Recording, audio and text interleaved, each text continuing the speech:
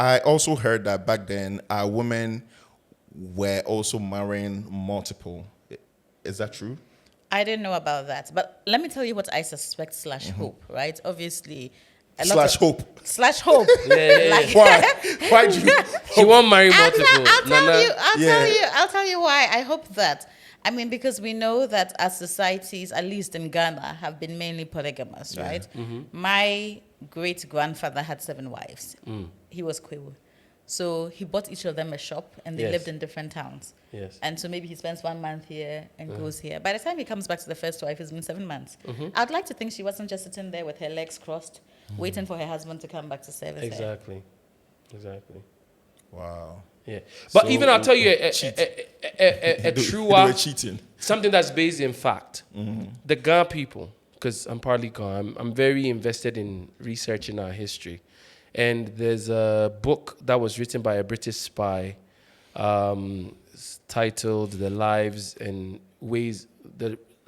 Religions of the Ghana People, and he wrote all these books, right?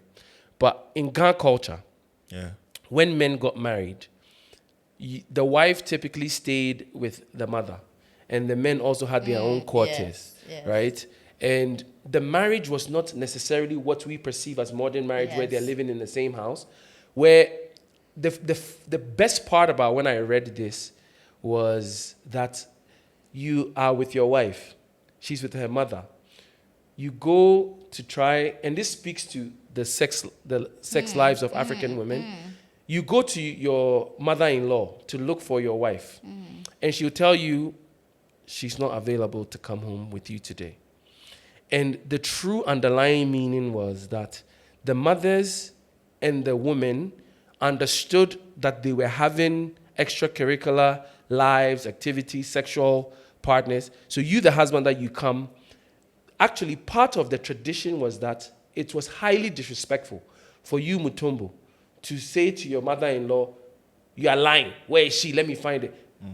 What the mother-in-law says basically goes, and you're supposed to return to your quarters, and wherever your wife was, whatever she was doing, was literally none of your business. So this idea that I agree with her. If you're servicing, you have 7 different wives. We were maybe more liberal with our sex lives than is being portrayed to us today. And you can see why we're living in hypocrisy and people are suffering, because most of the men who are trying to ban gay sex and all of these things, they are having duplicitous lives. They are sleeping with side chicks. They have multiple homes, but it's not according to the Christian doctrine.